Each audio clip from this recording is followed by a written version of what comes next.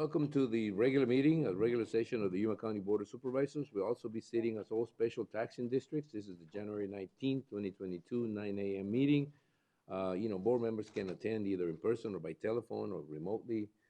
They're all here. I was asked a question before we move on about resetting that process that we have for people to show up and talk, and if they need to, I'll read the part where it says public, call to the public, but we will start to have a little more space for people to when they come in. It seems to me like we're getting to that point again that we need to do some spacing and we need to do some encouraging of use of masks at least inside the auditorium. It's pretty small.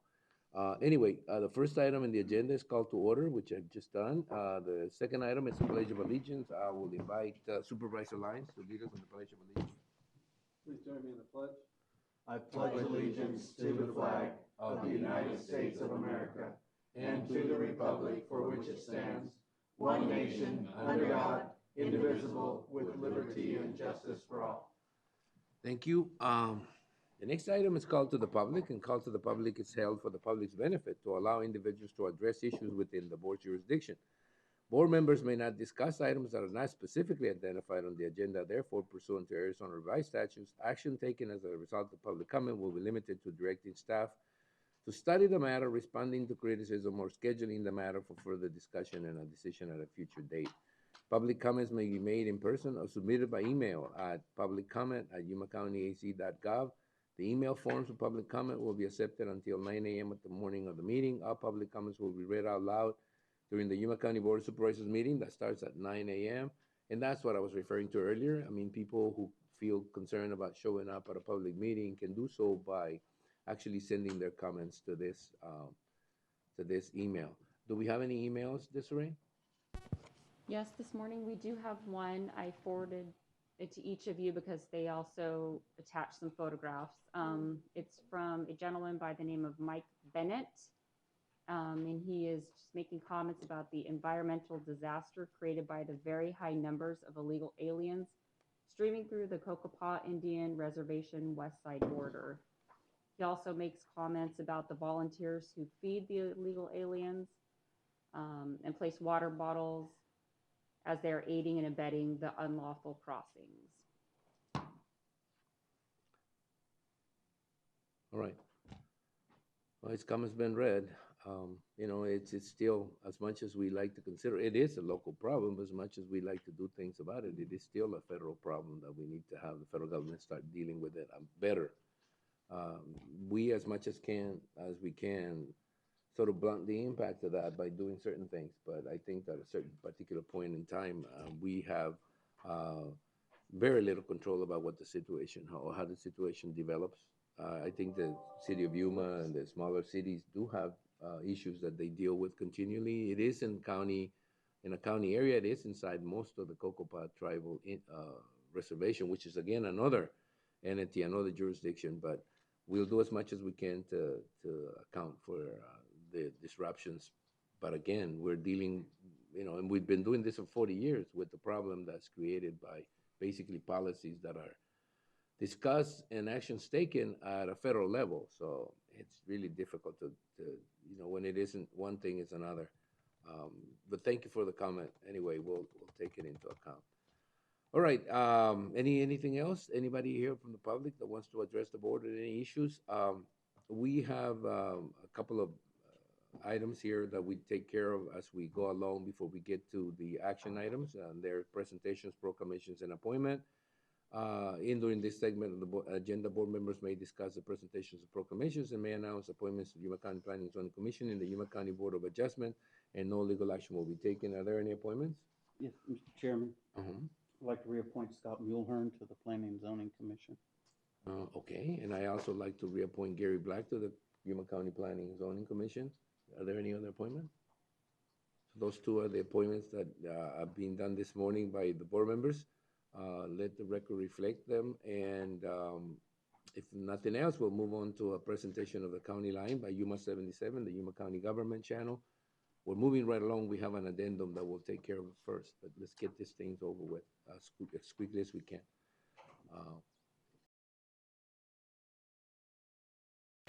CARES Act funds will help to bring a new law enforcement training facility to Yuma. The final phase of a construction project in the Foothills area is underway. And our voter and election services reach out to educate the community. These stories and more, this is your County Line.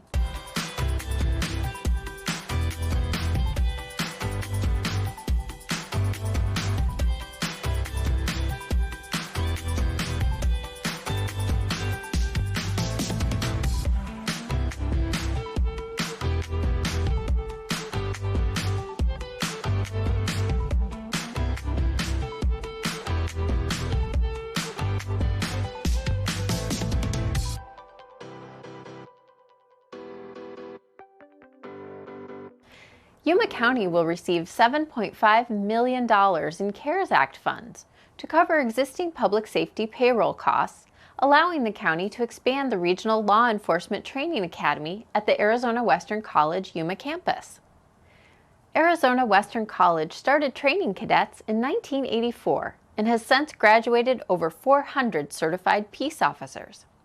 Arizona Western College established a full-time academy to prepare and train officers in 20 weeks in order to expedite training and expand opportunities. So we're building into the future that's going to allow us to expand, to be able to offer more classes, to be able to offer more resources, more training for our region. With so many law enforcement agencies here, that will eliminate us having to travel to Phoenix, travel to Tucson, travel anywhere out in the state when we can do it here. Every year, the Academy trains more than 60 cadets and collaborates with 15 agencies throughout the region. The funds will go towards a new facility. The expansion of the training academy will benefit public safety in Arizona and across the country for many years. By allowing cadets to live in the community where they will eventually serve, the collaborative Joint Purpose Academy will help meet the needs of law enforcement agencies across the state. In 2016, engineers began a construction project that would help to improve traffic flow in the Foothills area. The first stage of the project was a 5-lane road from Avenue 12E to Foothills Boulevard on 40th Street. The project is currently in the final phase of reconstruction. Roadwork on 40th Street starts at Fortuna Road and stretches all the way to Avenue 12E. This is a very busy road, and especially during the season, and so having these kind of improvements will help a lot to Foothills. What was a 2-way road will be converted to a 5-way road with curb and gutters, sidewalk, bike lanes, street lights, and an underground storm system with a retention basin. The project is expected to be completed in June of 2022. As our engineers continue to be busy with projects, we'll keep you updated. During election season, voter turnout is always a concern. County officials are constantly working to make it faster and easier to cast your ballot securely. At the local farmers market, the County Recorder's Office recently demonstrated the importance of registration and participation in elections. Voter and election service employees demonstrated how the voting process works and answered questions. Individuals could also register to vote or update their current registration. The County Recorder's Office is open for anyone to check their registration or ask any questions. If you'd like more information, just call our Voter Services Division at 928-373-6034. I'm Elia Juarez, and this is your Library Update.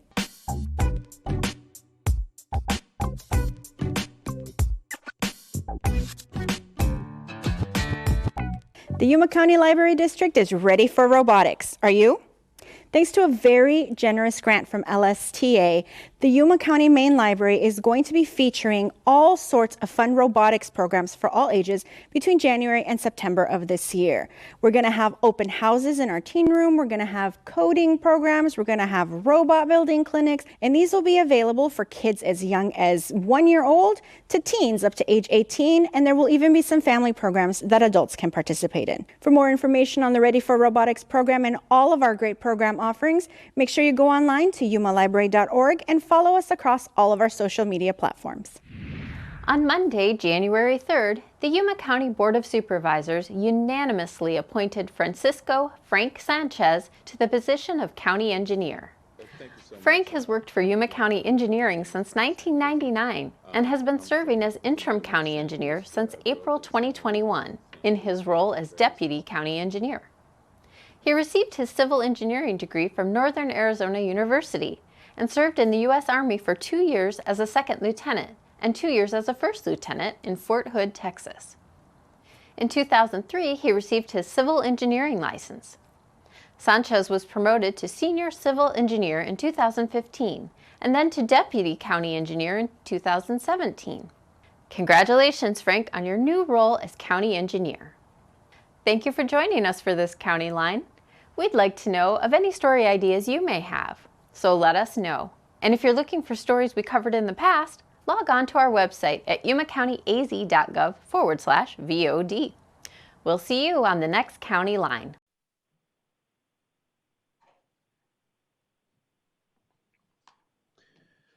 Okay, well, that's the first part was a good setup for what we're gonna do next. And instead of going into the consent calendar, we're gonna take on an addendum that we have. Addendum number one, we do have someone on the telephone. I think it's Dr. Kaur from AWC. Doctor, Yes. can you hear us? Or is he able? I'm here, yeah. Okay, good.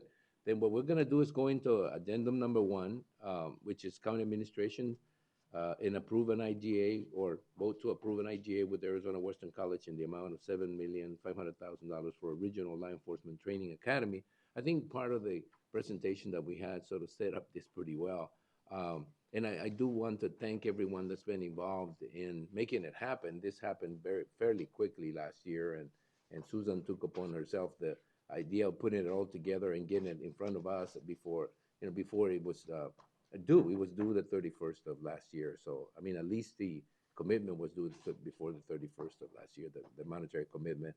I've been watching the Law Enforcement Academy develop into what it is now for years. I mean, actually, I went to one about 40 years ago. So it's a lot different now than it used to be, and it's really a pleasure to see it develop into what it's going to be. Which is going to be a regional training academy. I think people from La Paz, people from Mojave are going to be able to come here and train. Is there anything you want to add to this, Susan? Yes, just as a note, you have a handout, which is the updated IGA. That is the one that you'll be voting on today. There is only one sentence that's different, and it's been highlighted in yellow. So it's been a collaboration between AWC, our county attorney's office, and myself to bring this forward to you. Doctor, are you okay with the agreement? Absolutely. Yeah, in anticipation of today's vote, Arizona Western College's District Governing Board last Tuesday provided me with unanimous vote to approve, to sign off on the MOU that we developed. So as soon as you guys approve it, I'm ready to sign it and get moving forward and building a fantastic, beautiful new law enforcement training academy. Right. Any questions from the board? There are no questions. I'll entertain a motion to approve. I'll make a motion that we approve. I'll second.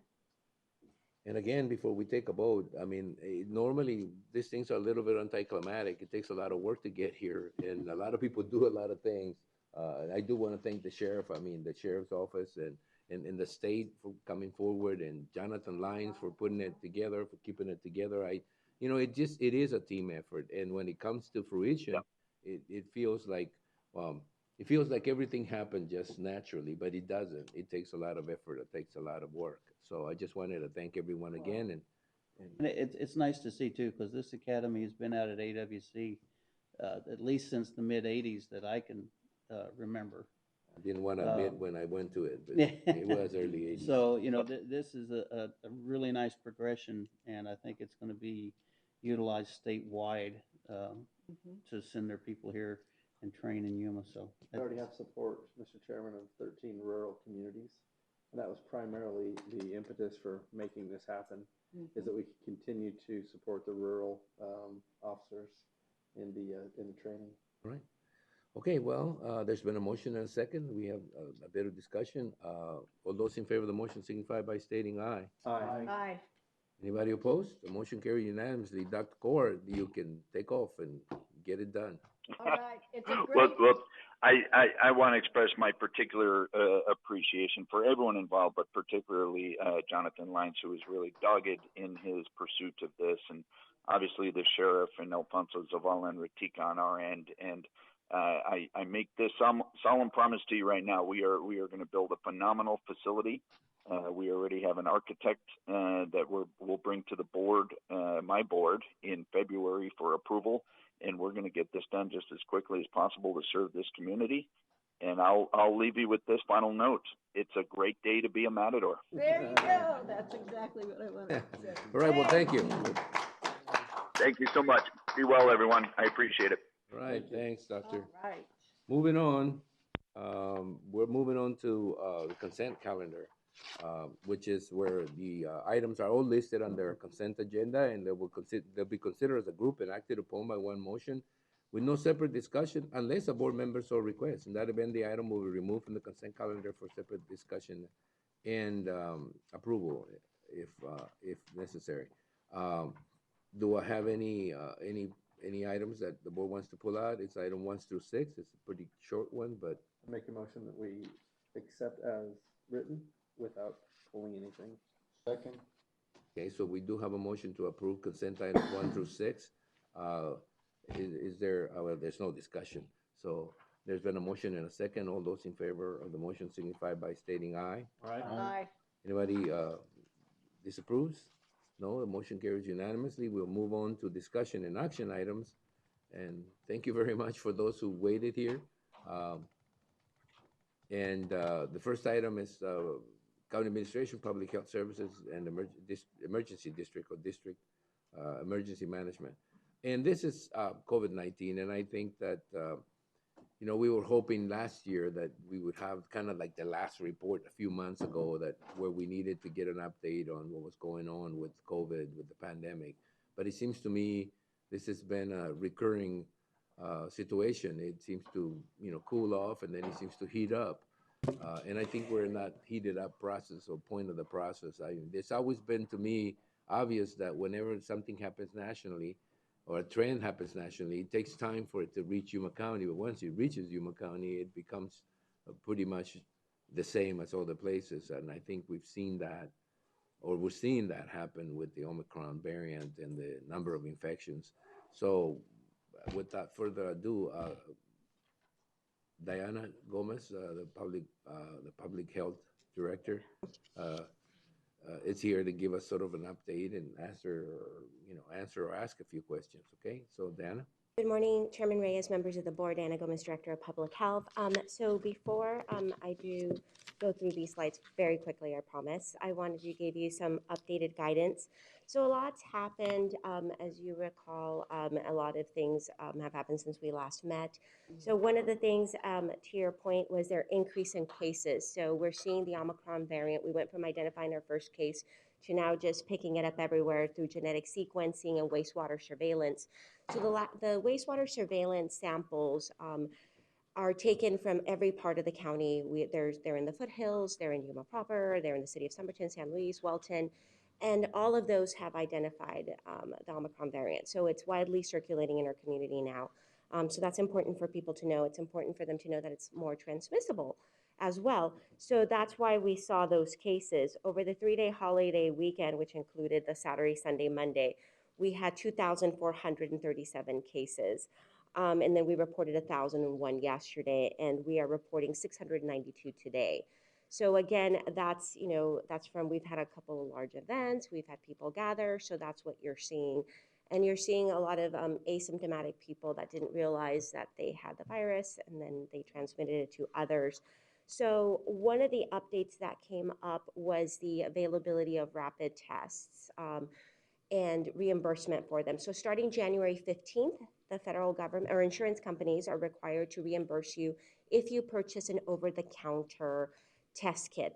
Those are typically available in different pharmacies. So it's $12 for one test, but most test kits contain usually 2, so that would be $24.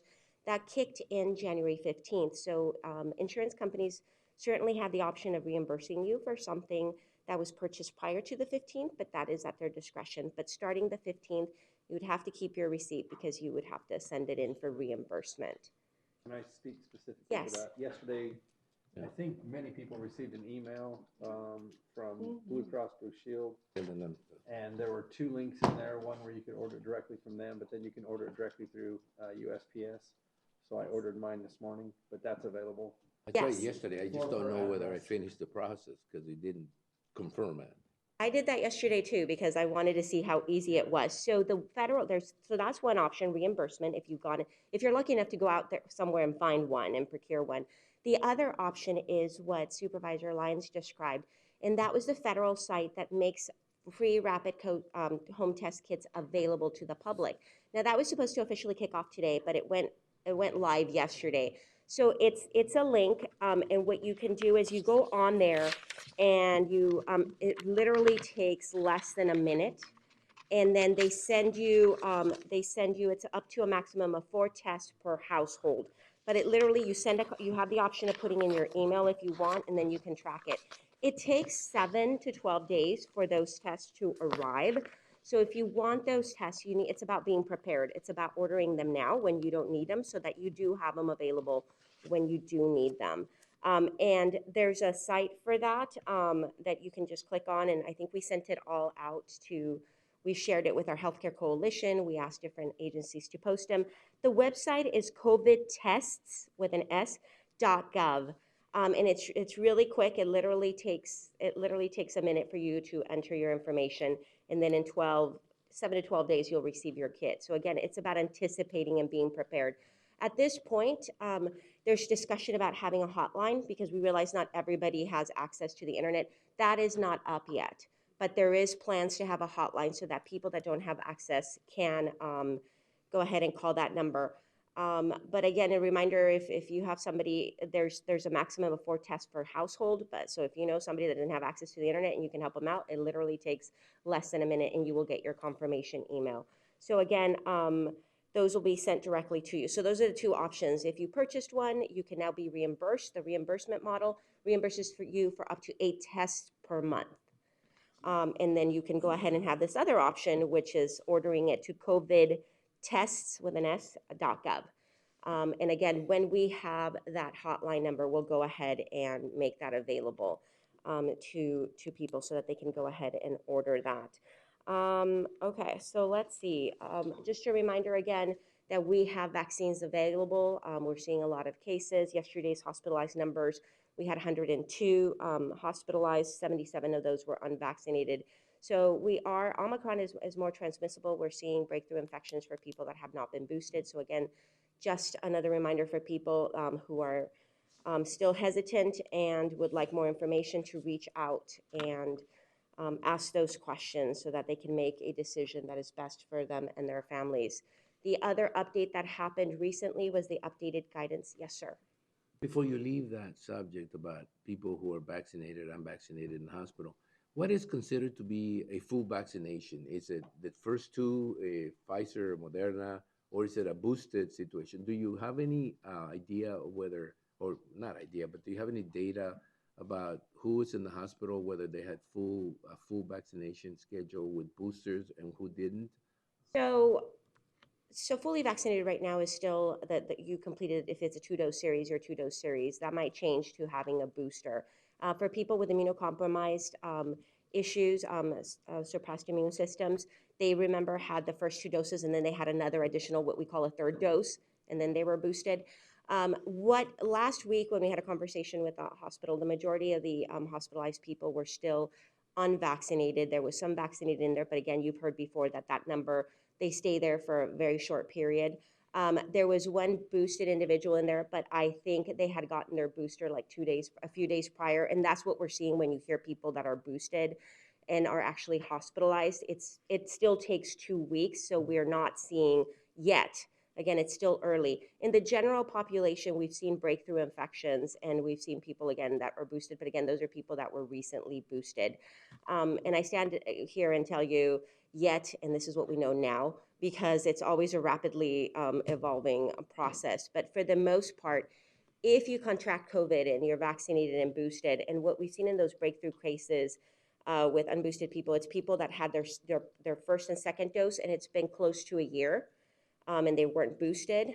Those are some of the breakthroughs we're seeing, or that got boosted, or that used that third series but hadn't been boosted, or got boosted and it's been a few days and it hasn't had time to kick in. So again, this virus is really unpredictable. There's no way to really definitively anticipate.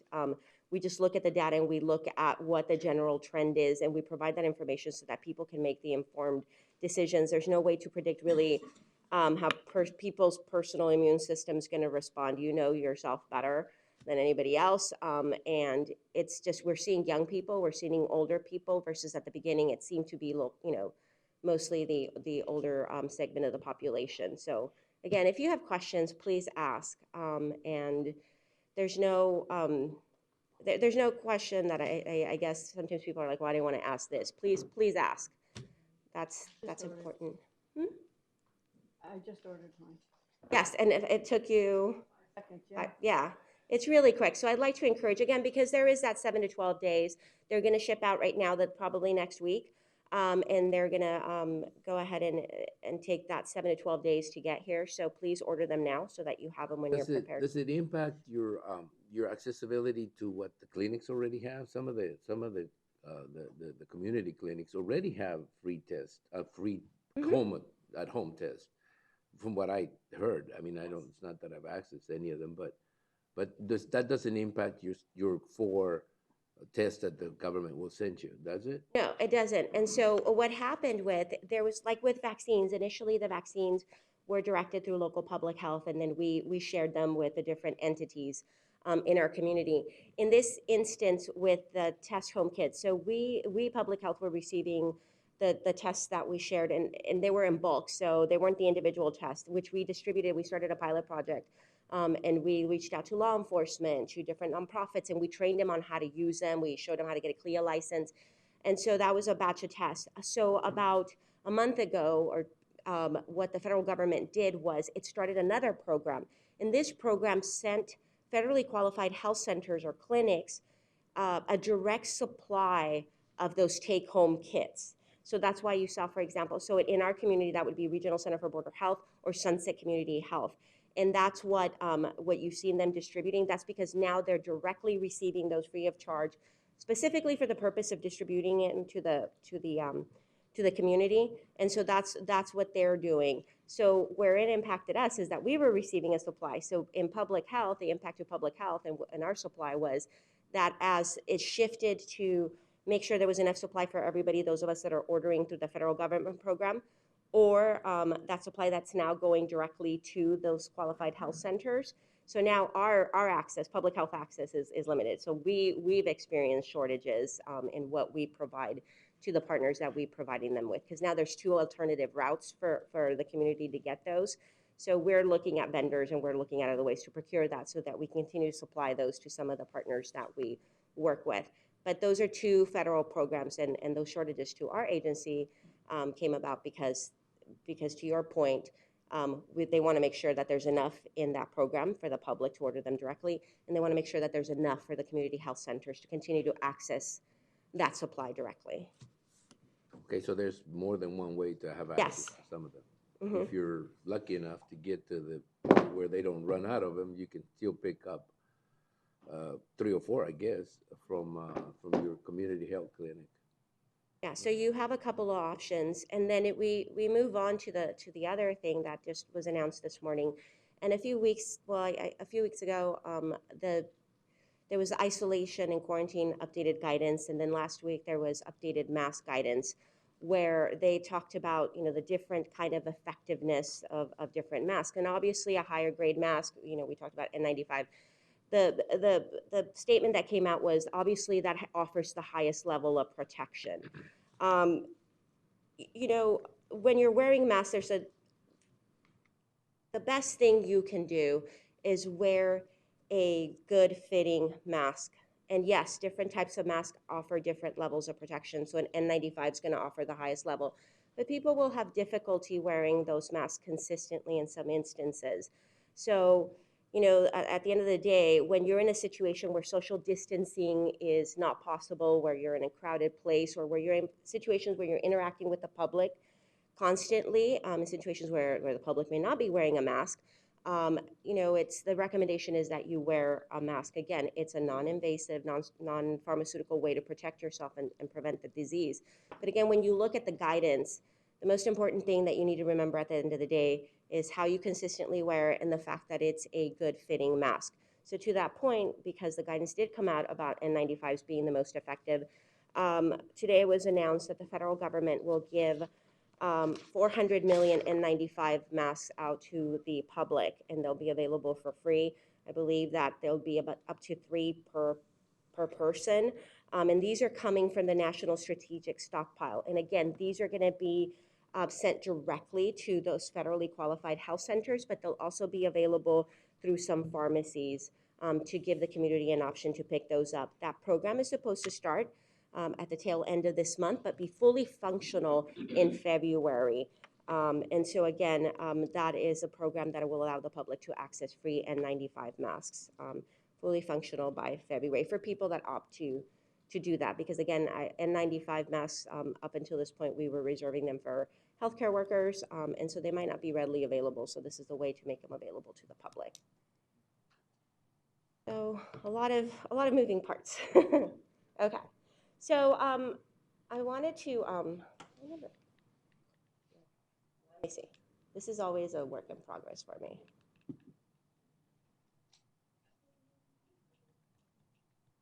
Okay.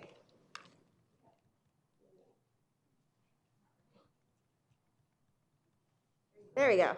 You just had to wiggle the batteries. Okay.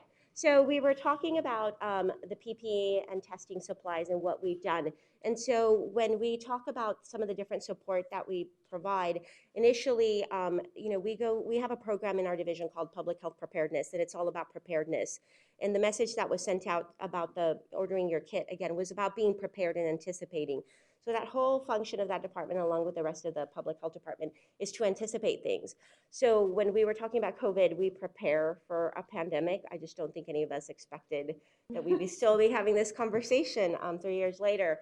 But those are our primary objectives. So when we, so our areas of focus are, let's see.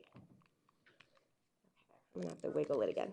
Okay, so that's when the vaccine rollout came out, and you can see that, you know, that was a prioritized phase that you all remember, and then vaccines became readily available. And so again, the next thing in expanding those, at first they came through public health, and we went ahead and partnered with our community clinical providers, and then federally qualified health centers and some of those clinics started receiving them directly.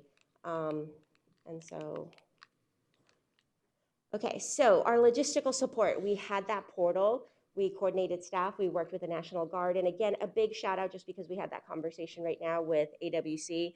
I cannot give enough just props and thanks to the AWC and NAU nursing students, because when we were really in that space where we needed staff to get a lot of this testing and a lot of the vaccination clinics off the ground, that's who came forward. It was those students, it was those law enforcement and EMT students. So it's just great that we're continuing to support that expansion of that, because that's who filled in the gaps. And so a lot of our large scale vaccination clinics, with including the support from the National Guard, was made possible because of those students, those law enforcement, EMT, and those nursing students that were just amazing to work with. So we went ahead and set up these pop-up clinics and testing sites, as you can remember. Okay, and then there's a copy of the portal that we had.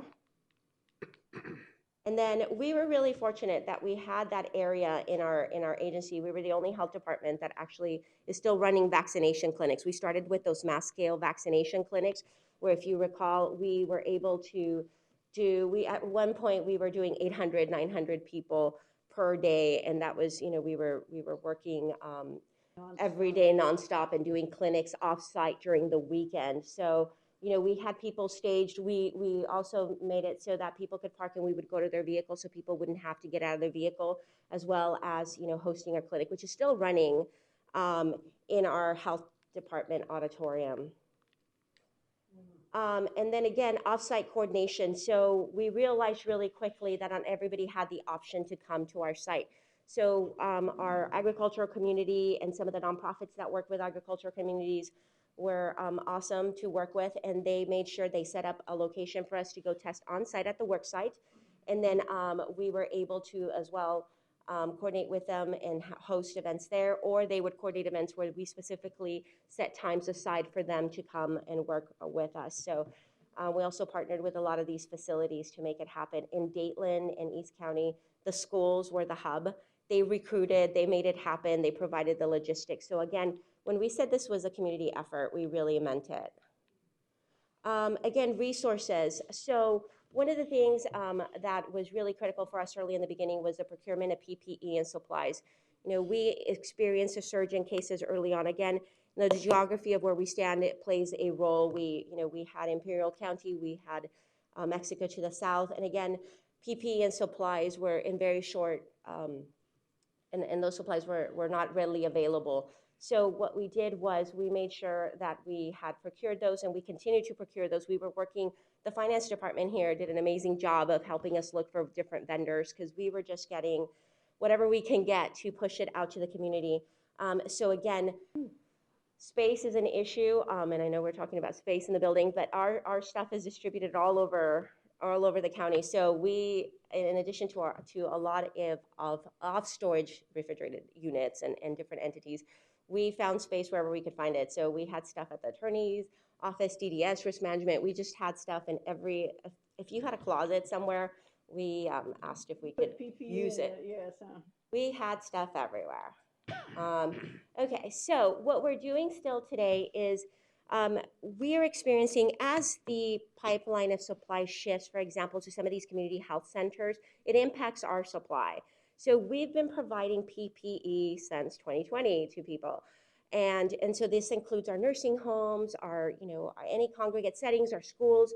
We've trained them on how to use the rapid test. We provided those supplies, and we still continue to fill those resource requests. We have a resource request form, and people are able to say, this is what we need. And then we go ahead and set it out, and then people just drive up, and you can see that's what those boxes are. So their needs still out there. Our challenges, again, are space, which, sometimes when somebody needs something, we have to figure out where that thing is, and then we have to run around and go get it. So again, resource available, things that we needed, isolation gowns, testing kits, hand sanitizers. But again, we provided thousands, tens of thousands of some of these rapid tests to people. Okay, so we have provided resources to over 153 of our community organizations. We continue to do that. There's that drive-through pickup that you can see staff, and when the National Guard was here, they were amazing in helping us. Now it's one of us dragging, some boxes and making sure we figure out who can come help. And then there's a drive-through pickup. And so we filled over 1,500 requests, and you can see how many PPE, items we have distributed. So initially we were doing on a weekly basis, and then bi-weekly. And so now when we did this, it was a monthly basis, but now we're going back to weekly basis just because the demand is there, and we're seeing some shortages in some of the vendors. Okay, so just to give you an idea, these are the requests by organizations, primary medical clinics. So when you see those rapid tests, at one point, if you were getting a rapid test for the community, it was because we had, provided that to the entity. So again, tens of thousands of rapid tests have been distributed.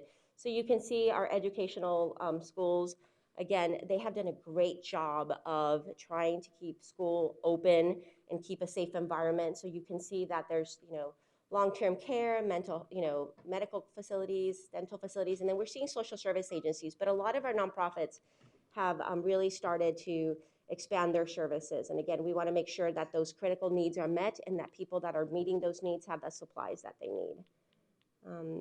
Top 5 requests, you can see, again, we've distributed a lot of gloves. You can see that we've distributed 161,288 rapid tests. So when you see those rapid tests and you see the test of numbers, you can see how many have been distributed out to the community. And again, we were experiencing a shortage. We just got a few in that we'll be distributing, so that doesn't take that into account. And then medical support.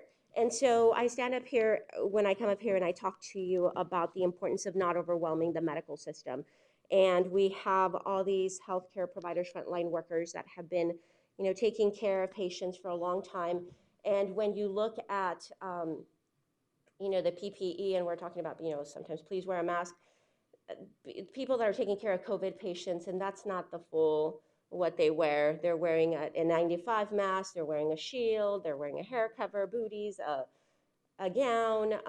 And so we have worked really closely with the state health department. It goes through DEMA. So what happens is we identify areas of support, and we've done this a couple of times for the hospital. The last one was a few months ago when we got the 10 paramedics and we got that other 15-member team of mixed medical personnel. And so what happens is we work out, fill that request, it goes through Tony's office, and then we work with the state health department and DEMA, and we figure out the logistics of how to get these people here. And so, you know, we got ventilators, and again, not an issue of having enough ventilators, it's an issue of having staff to run them, not an issue of space.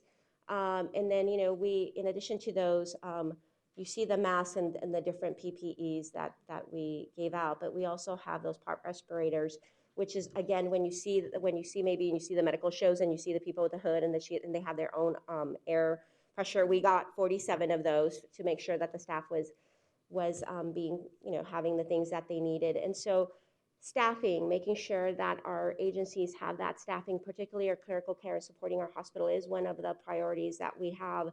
And so along with that, that's not coordinated, but early on when we were talking about behavioral health and hotlines for the public to call, there was also a partnership with ADHS where there was a team, a behavioral health team that was able to go out to YRMC to be there for the staff. Because again, early on in the pandemic, you know, none of us knew what we were dealing with, so.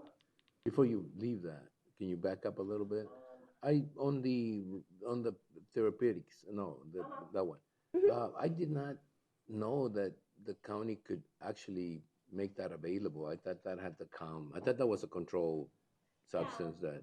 So that's a good question. So like we don't administer any of the antiviral medication, but a lot of the coordination, particularly early on, came through the health department. And so when medications like remdesivir first became available, there was a very limited supply.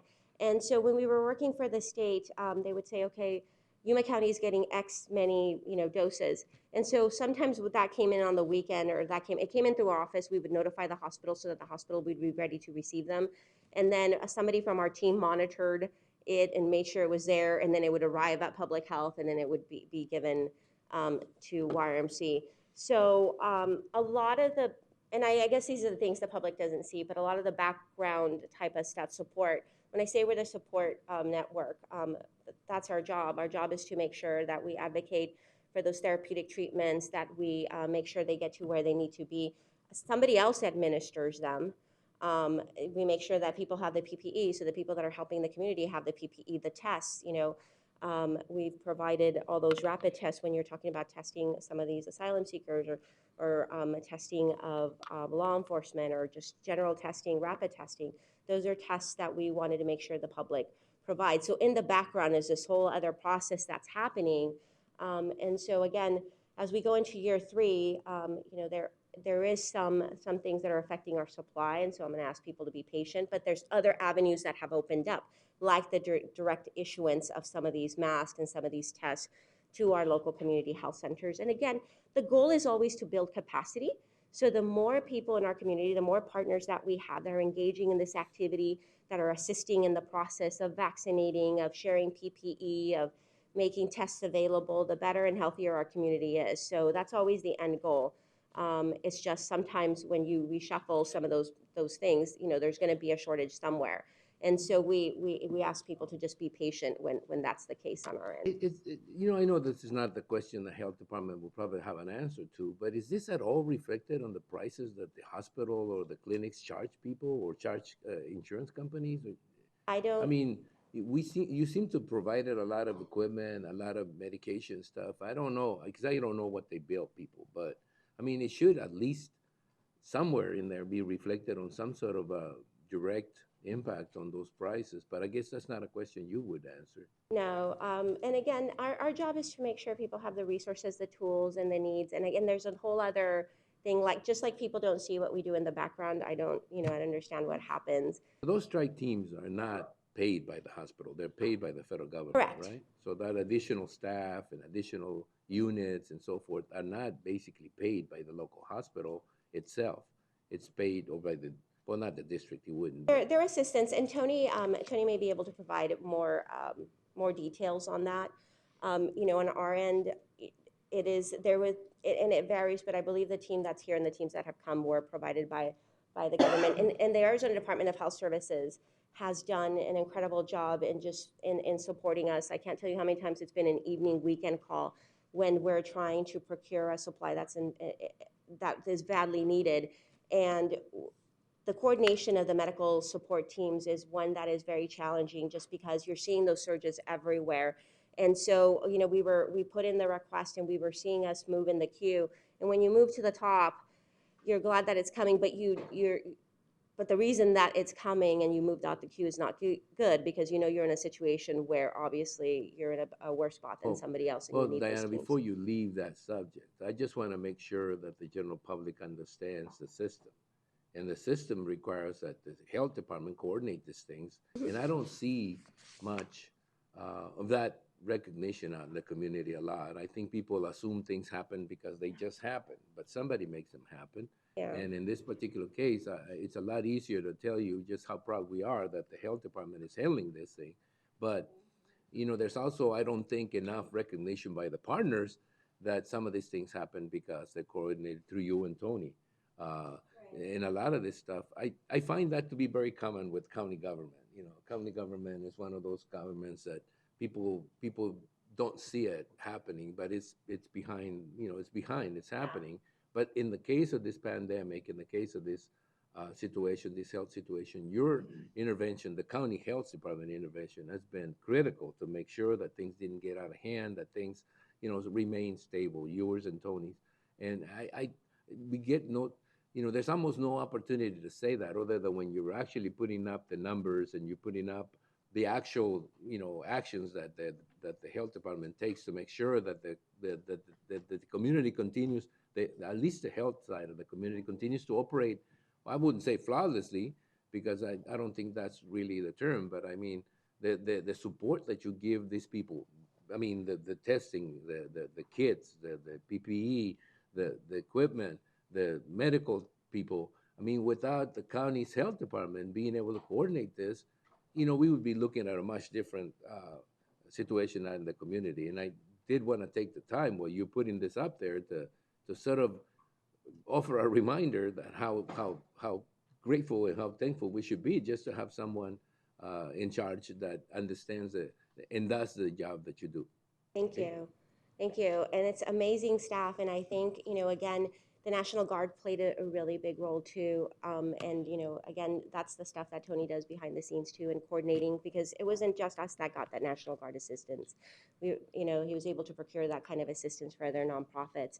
And so again, when we say it's a community effort, it truly is. I realize people don't see a lot of the behind the scenes things that happen.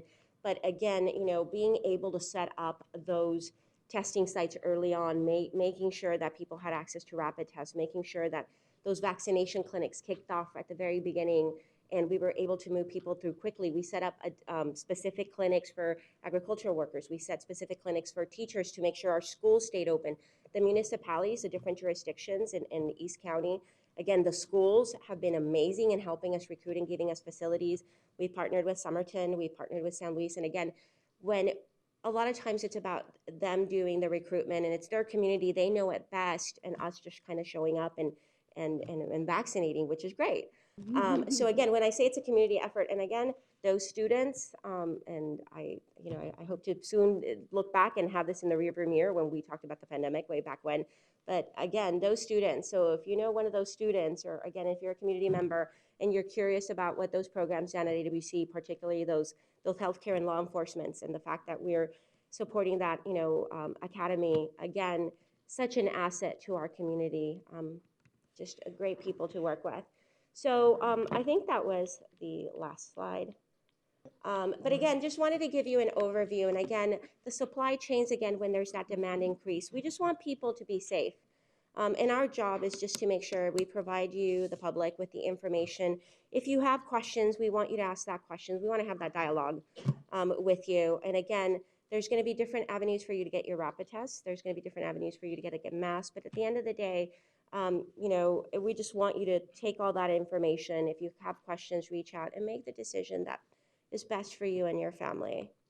One question is storage space. Yes. I mean, I from the presentation, I gathered that you're pretty much running out of storage space. Is there a particular process or thought? Are you going through this thought process of finding a warehouse or something that is secure enough to put some of this stuff in there instead of spreading it all over the place and taking up space? Are you guys looking at that at all? So we're just in the process of having a storage facility next door by DDS that was approved, and so that's going to take a while to build. And right now we have off-site facilities. We've partnered with people. When the pandemic started, a lot of our PPE was stored at YRMC.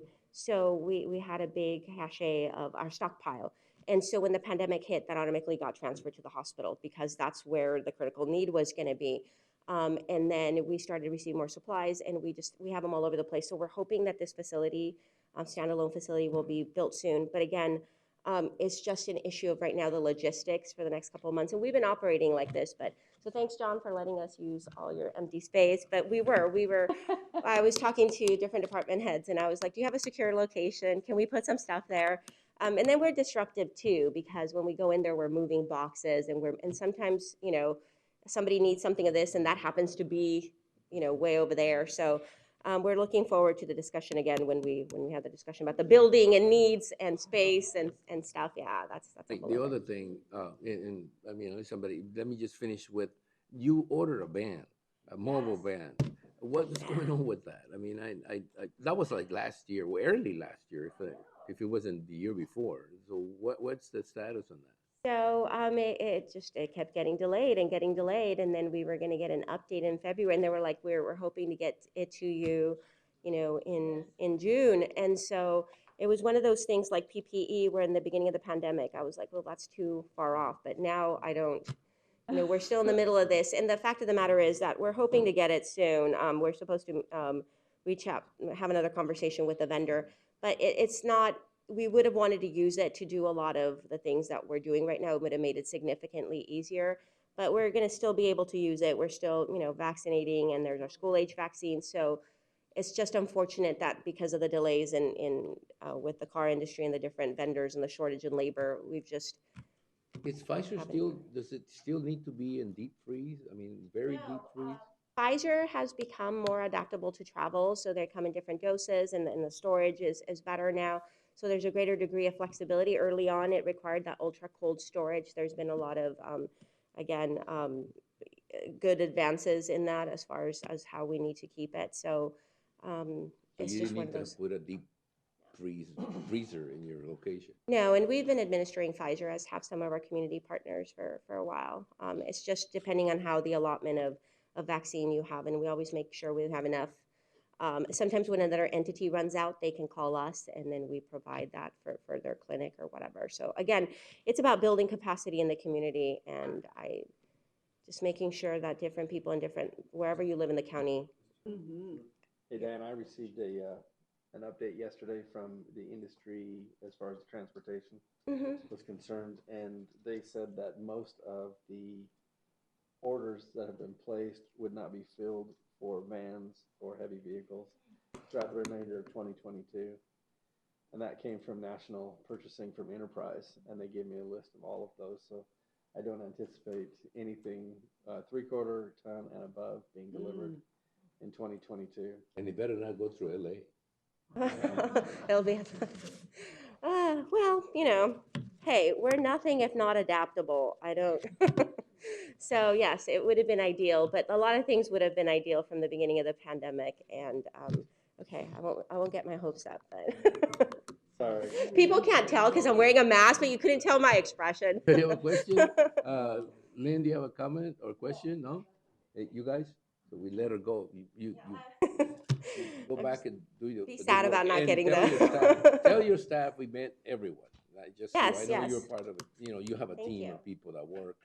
It is. And everybody takes up their load, and we're very thankful that all we get's a report. Really, I know that there's some things you can do and some things you can't do, and what you can't do is force people to do anything. I mean, so it's a matter of just getting the information that the public needs and making sure that you do your work and you let somebody else do theirs. I mean, that's all you can do.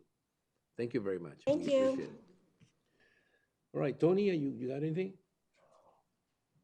I know you've been on vacation, so.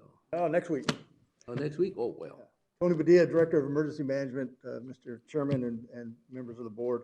The only thing I have, she talked about tests until we're blue in the face. Some of the updates, the YMCA location has been closed down and they're going to be moving over to 8th Avenue and 16th Street.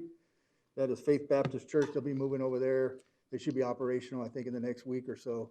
I think it was a logistics issue. They were backing up pretty bad on 32nd Street, so maybe they decided they wanted to move to a better location. I don't know if that's going to work or not. Obviously, tests are one of the ways to identify if you have COVID. Obviously, if you're feeling the symptoms and signs, you may just think you have it and move on with that. On the county website, we continue to update that, the testing opportunities that are out there. Diana already talked about the covidtest.gov. That is on the county's Facebook. Kevin's going to add it to the county website. So it's a pretty simple process. Like you said, probably less than a minute. You can request it. It's one per household, so everybody needs to remember that. You know, some people are, husband and wife are both ordering it and they can't get through. One's getting a reject because the wife already beat them to it or something like that, or a child or something like that. But other than that, that's all I have to report unless you have any questions.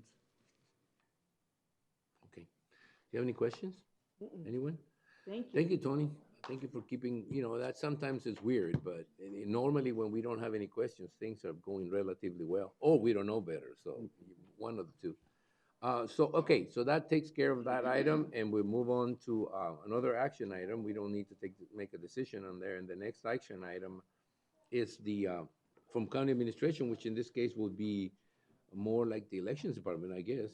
Public hearing to receive public feedback regarding the proposed redistricting maps for the Board of Supervisors and Community College District, followed by Board of Supervisors discussion and possible feedback. Now, you do a presentation, I'll open it to the public, and then we'll take some public comments, if any, and then we'll move on. Okay? Yes, sir. Chairman Reyes, members of the board, Tiffany Anderson, Election Director for Yuma County. We are pleased to be here this morning to present to you some almost final options for our redistricting effort. As you know, our Redistricting Advisory Commission has been meeting since July of 2021 in working with our mapping consultants, National Demographics Corporation, to come to the point where they are going to have recommendations for you for adoption for the Community College District and Board of Supervisors based on the 2020 census. This morning, I am going to turn it over mostly to our consultant, Doug Johnson, who's the president of National Demographics Corporation, to give you a quick presentation, open it up to the public if anyone is here, and also to gather Board of Supervisor feedback. We would love to hear what you think of the proposed maps at this point, to take back to the commission for final action on those maps that will come back to you for final adoption. I'm pleased to have the chair of our Redistricting Advisory Commission, Alicia Zermano, here with us, as well as Commissioner Russell McLeod. So at the point that it's appropriate, if they have comments or if they want to answer any questions from the Board of Supervisors, they are available for that. So with that, I'm going to go ahead and turn it over to Doug Johnson. Good morning. It's a pleasure to be back here with you again. So as was just mentioned, the commission has been working hard and meeting and going through different options and data. So there we go. So we've just finished the phase of doing a hearing for each district, because a code can actually be in each district. We did hold a public hearing for each district. And now we are at the stage of, as just mentioned, getting feedback from you before the commission meets again to finalize its decisions and prepare a map for your final consideration. Just briefly, you saw at the start of the process, the rules governing this process are that from the federal side, we have to have a essentially equal population in each of the districts. We have to ensure we comply with the Federal Voting Rights Act requirements. And we have to ensure we don't racially gerrymander, which really boils down to race can be one of the factors considered, but it cannot be what the court calls the predominant factor. Within those statutory requirements, we have quite a bit of discretion and a lot of options. So the board has adopted the principles to guide the commission's work of, again, reinforcing the equal population requirement, trying to keep the districts compact, contiguous, trying to preserve political subdivisions, primarily cities, keep cities together, preserve communities of interest and neighborhoods together, preserve the core of current districts. That really is a reference to keeping the core base and population of each district the same as we can, so that folks that have worked on past elections and networked with their neighbors and coordinated efforts on campaigns can continue to work with those same networks and friends. Avoid pairing incumbents. Well, which I do want to emphasize, the goal is to just simply keep each incumbent in a separate seat so that voters get to make the re-election decision. As noted in the next point, we're not looking to put friendly voters with friendly supervisors, that kind of thing, like members of Congress do in other states that don't have a commission.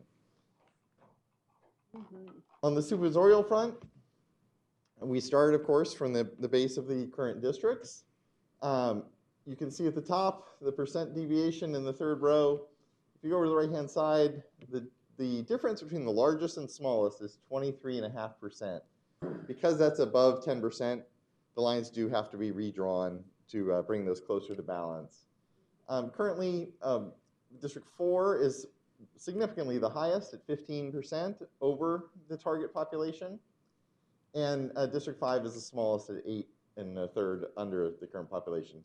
I do want to emphasize those are not, it's not that District 5 has shrunk, it's that District 5 hasn't grown as fast as the other districts. So those plus and minuses are not growth numbers, they are difference from the ideal population.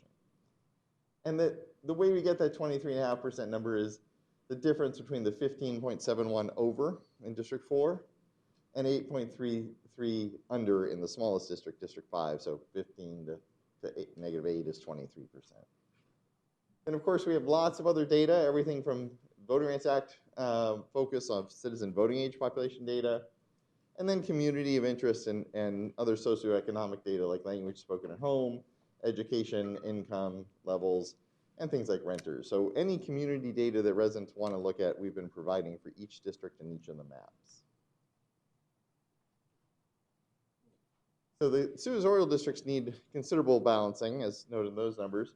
Curiously, the way the growth worked out, the college doesn't. So you can see the three districts, number 3, 4, and 5, because 1 and 2 are in La Paz County. District 3 is almost perfectly balanced as is. It's less than 1/10 of 1% from that perfect balance. 4 and 5 are both off by 6%. 4 is over by 6. 5 is under by 6, but of course they're right next to each other. So what we did is we looked at options, and it turns out there's literally one precinct. We don't even have to divide a precinct. There's one precinct that can move from Area 4 into Area 5.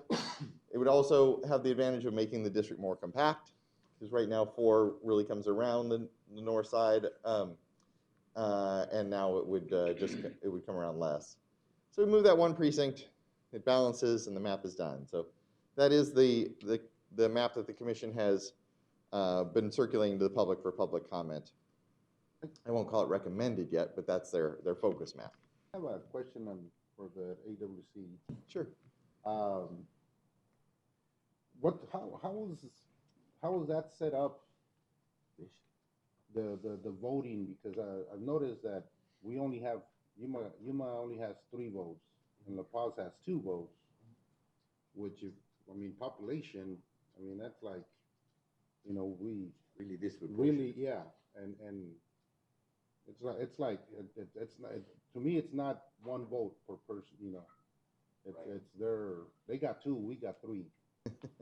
Yeah, I wasn't part, it's a historical setup, how the district was set up. I don't know I presume it was probably statutory at the state. I don't know if Tiffany is familiar with the history of it. That was how it was set up in. Chairman Reyes, Supervisor Porches, that decision was made at the time that La Paz County split from the north end of Yuma County in the 1980s. So I think that was a part of the negotiation likely of how the counties would be split. The question would be, what can be done to correct it? Well, I Can mean, anything be done to correct yeah, it, or because, I mean, is it just too broad? And I see we're at a Defer that question to county attorney for guidance. That's not really under the purview of redistricting. That's more of an operational issue with the community college district. okay, so we just want to ask that question, okay? We leave it for legal to sort of figure it out. If this was a statutory situation that was done based on some sort of statute that distributes that, or was it an agreement when they split? Can that be corrected? I think that it's really loop-sided in that respect. I think there's like 25,000 people in the whole county out there, or some, like 17. Well, over there. They're losing people. It just seems to be very disproportionate in terms of representation, and we just want to know if there's any way to correct it without going through some legal challenge. All right. It's definitely an interesting question, that's for sure. So that map has been put out for public comment, and actually I believe she was the executive assistant to the college board, joined one of those public hearings that I mentioned, and appreciated the outreach and transparency and openness that the county has been using through this process. On the supervisorial commission options, the commission has considered a whole bunch of different maps, and is currently circulating and focusing on these two maps. As mentioned before, the existing map has a 23.5% deviation. Both of these get it down to about 7.5%, so safely below that 10% number. Why was it called the Gasson trade? I mean, I don't see Gasson moving anywhere. It stays on. Right, it's actually a comparison to the previous map that they did not recommend. So the previous map had the District 1 followed the southern border of Somerton. It did not have that small pocket. I think I can. So it's not reflected here. It's more reflected on their deliberations. It's a comparison to the previous map, yes. So the town of Gadsden was in District 1, and then this little pocket was in District 4, which actually followed the city border. Oh, so they traded those two areas. So it's a Gaston trade. It's historic there. We're like, I'm going to buy Gaston from you. It's a District 1, District 4 trade, not a U.S.-Mexico trade. Oh, that's right. Yeah, I was going to go like, wow, we did it again, huh? We traded into Mexico. Exactly. No railroad lines involved in this one. Better stop calling it the Gaston trade and just say the number 1 and number 2. Because I just looked at it, like, what did we trade Gaston for? Yeah, and so we did. That was the discussion. As I mentioned, I think there were 6 or 7 maps that the commission started from, and came down to the Gadsden, what was known as the Gadsden trade, because that was the commission direction. Well, I like to call it the Somerton trade. That 10 years ago they would call it the Somerton trade because Somerton was pulled into another district. Right. And the main changes are currently in the current map, as you're all aware, District 4 and District 1 all come up to the north side of the county on the west of the city of Yuma. And all of that gets consolidated into District 1. So this is a much more compact map in both versions. District 5 also moves north in both maps, so that it's following relatively major roads on all borders, and doesn't have things wrapping around the north end of it. District 2 is very similar to the current district. You can see the blue dashed lines are the current lines. So there's some population balancing along the eastern edge of the district, but that's the only change to District 2. And then 4 becomes much more compact. Because it is overpopulated currently, it just drops all the northwestern population of it and becomes even more focused on San Luis. Somerton is kept together again, and is the focus of District 1, still going up into southern Yuma as well. So the only difference between these two maps is actually the Gadsden Plus. What came out of this is the commission was looking at the really getting into the details of these districts. And there's a small area added on, highlighted by the red arrow into District 1. It's very low population, but it's part, the commission was looking at it as part of that neighborhood. It's not in the city of Somerton, but is essentially in the loop. And just, if you know the area, it's the Oak Grove Elementary School. So the discussion was, if you know where the elementary school is, this is the neighborhood. Pardon me? Oh, Orange. Did I say Oak? Sorry. The Orange Grove? I actually wrote. I'm losing the Orange Grove? So I wouldn't mind losing Russell McLeod out there, but, you know, moving away. But Orange Grove? Yeah, so it is just pulling that neighborhood right around the Orange Grove Elementary School into District 1. It's the population area is so small and involved in that there didn't need to be a balancing offset there. So these are the two maps. Oh, I remember, you know, I remember. They remind me all the time. That's included in the change, annual Orange Grove? And then you can see the percentages. The percentages at the top are the Latino percentage of citizen voting age population in each district. So you can see currently in District 4, Latinos are 80%. In both of the proposals, it goes up a little bit to 83%. Obviously, that's very high. It's because San Luis is so heavily Latino. So if we were to try to bring those numbers down, it would involve splitting the city of San Luis, which is obviously something we want to avoid. District 1 stays essentially the same. It's currently 75% Latino percentage of eligible voters or citizen voting age population. It goes down to 74. This data comes with a plus or minus 1 or 2% margin of error, so that's essentially the same numbers. Same thing with District 5 and 2. They all stay essentially the same Latino percentages. And then I didn't put District 3 on the chart. It's even lower than those numbers. So those are the four that we showed. It's also not very populated. So, yes. So this was, when we're looking at Voting Rights Act compliance, we're looking at primarily at majority Latino districts. So we put the 3 that are currently majority Latino and the 1 that is close in District 2, and just kept those numbers essentially where they are today. So these are the maps that the commission has put out as the focus maps for the discussion at the hearings that we've had so far.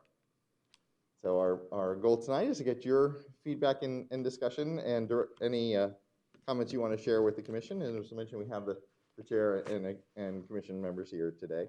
So to summarize the gas and trade, the gas and trade meant that you kept gas in District 4 and you basically moved the Orange Grove into District 2. Is that basically the gas and trade? It was gas and trading the Orange Grove? In the gas and trade, yeah, in the gas and trade, the school actually stays in District 4.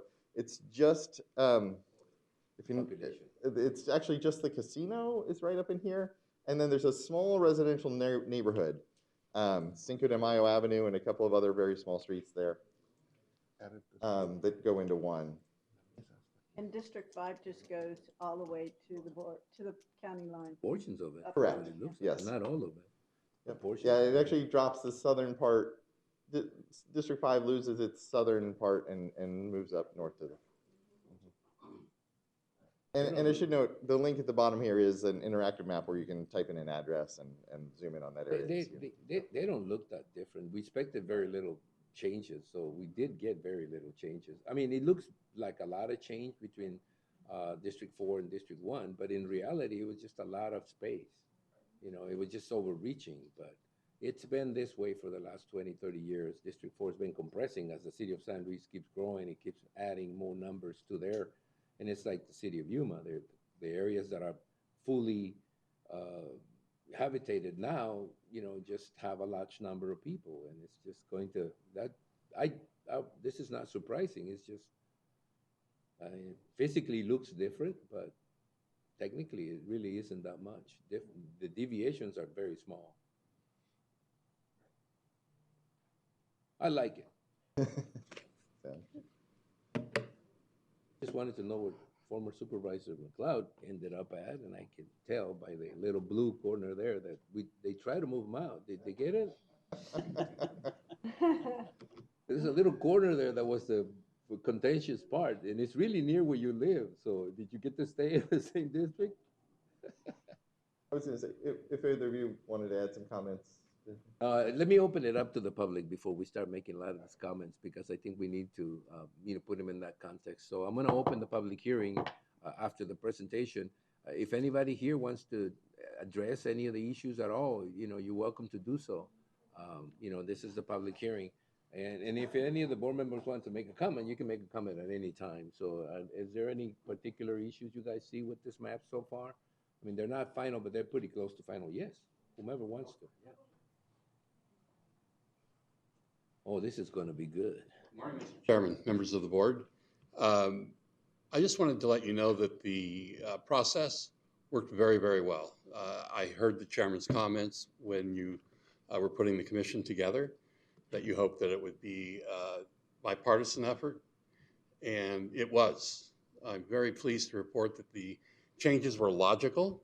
The commission worked together very, very well. The suggestion to move Gadsden into District 4 came from one of the commission members, and it was logical. It made sense. It went through right away. And so then the final comment there with the Orange Grove area, of course, that decision lies with you, but it was all logical. It worked very, very well. Chairwoman did a great job running the meetings, and I just wanted to let you know it was a very, very good process. And all kidding aside, I do want to let everybody know that I review a lot when you were a member, and now I review a lot when you're not. But all good. But it's to me it just shows the care and attention you had in detail, because there wasn't really a need for major changes, but the changes that were made again look logical, they sound logical, and the numbers work. So to me, that's probably more than anything else a driving force, other than the political infighting that normally happens, because there's very decisions this board makes that is political. This is one of the only or the few ones that we make every 10 years.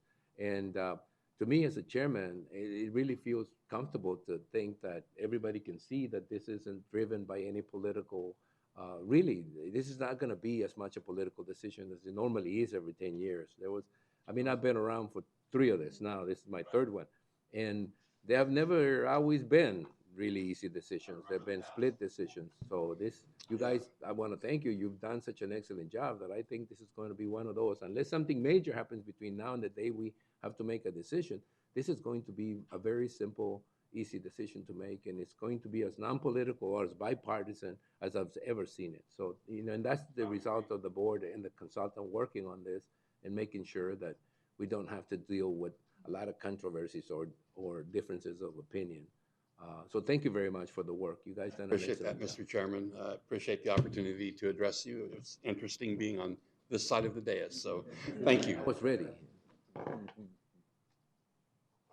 And remember, you have to state your name, your address, your social security number, and your bank account number. I was wondering who he was. He never said his name. Good morning, Chairman Reyes, members of the Board of Supervisors. Alicia Cermeño, 609 South Orange Avenue. We're just kidding. Don't go further than that. That's you it. want to let people know. We don't know. I'm Okay. just kidding. You don't have to do that. Well, this has been a very smooth process for the members of the Redistricting Commission. And I did have the privilege of serving on the Redistricting Commission 10 years ago. And that, I do remember that it was very contentious when we came to redrawing the maps. It has been a pleasure working with everyone, and everyone has had an opportunity to voice their opinions in the remapping. And Chairman Reyes, we knew that you were going to react regarding the Orange Grove, but we decided to take that risk anyway. Well, I was just congratulating Supervisor Borges, because he's been wanting that for a long time. And well, if you get what you want, you don't get to complain later. And he did not influence us. No, I'm just, this is all in kidding. We didn't know what this was going to work out to I've be. been working But on he's it been for the working last on 5 years. for the last 5 years on it, so he's trying to. But it has been a smooth process. I mean, I love there that. have been differences of opinion, But at the end, everyone did agree that it was the best thing for the county to move those lines, just slight deviations. So, thank you. Thank you for your job. You've done a great job so Thank you far. very much, Elisa. All right. Thank you. Anyone in the public? If not, I'm going to return it back to the board. And do we have to make a decision at all, or you simply, this is a comment side? It's a comment period. It's a public hearing. So, Chairman Reyes, we are not asking for action from the board at this time. We were simply looking for community and Board of Supervisors feedback on the current maps under consideration so that I could take a full report back to the commission at our January 24th meeting, where they may come to a conclusion of which map for the Board of Supervisors that we will be recommending for adoption. well, so far so good. The ones that you've shown us are pretty, you could pick one of them and we wouldn't, I particularly wouldn't have any problem with any of them. The Gas and Plus, is that the one that has the Orange Grove moving into District 1? Correct. I like that one a lot. Not a reflection on the Orange Grove area, just a reflection of how much he wants it. I will certainly convey that back to the commission at our meeting next week. All right. Any other comments, guys? No? Well, thank you very much. It's a good job so far. So, just get that to the commission. Thank you, Mr. Vice Chairman. Good job, you, guys. Russ. Good job. One Right. more thing. One more thing. One more Oh, sure. Mr. Chairman, Board of Supervisors, if you could express your preferences for the maps, that would be really greatly appreciated for the commission members. I think two things came out. The AWC districts, we see it as loop-sided. In other words, having 3 districts in Yuma and 2 districts in La Paz seems to be not an equal representation based on population of any common logical numbers that would make that really be, other than if somebody long time ago decided that the split required it. I don't see any factual support for that in the, again, on the AWC districts. The second one is, I personally, I like the Gas and Plus one because it does balance it out a little better. And I didn't know why it was called Gas and Plus, but now that I know, it's fine. I don't think Supervisor Porches has a problem, or I have a problem with it. Everything else seems to have stayed pretty much the way it is. So I think that your process is going forward pretty well, and the choice has been kind of clearly delineated as Gas and Plus. I need to start calling it something else. But, I think that's what was a preference, right? Unless somebody has a difference of opinion, that's the one we like. I mean, that's the one I like, but, okay? Thank you. You're welcome. All right, so we're gonna end that discussion, bring it back to regular board action. And since there's no action required, I'm gonna move on to the discussion item regarding legislative issues, where the county administration has discussion and possible action regarding state and federal legislative updates, which may include international issues, the status of bills impacting Yuma County, timelines and composition of the legislature's redistricting legislative strategies and priorities, and there will be a presentation and discussion regarding Yuma County's 2022 federal legislative priorities, and to approve the Yuma County 2022 federal legislative priorities for the NACO Legislative Conference to be held on February 12, 2022. Alejandro? Mr. Chairman, members of the board, good morning. This is Alejandro Figueroa, Director of Economic Development and Intergovernmental Affairs. I will be presenting the 2022 federal legislative priorities for your review and possible approval. And Mr. Chairman, I don't know if you would like me to go through the talking points as well, or just read through the actual priorities. Oh, just sort of summarize it. You don't have to go through every little thing. I think most of us are familiar with this, but if a new member feels that they need to familiarize themselves, you are always available to explain it a little further, and we can. So the first one is the payment. We're asking Congress to continue funding payment in lieu of taxes. Yuma County urges Congress to appropriate full and permanent funding for the PIL program. So right now, it's being approved every single year, and we're asking them to just permanently do it. NACO is also doing something similar, but they're sticking to 10 years.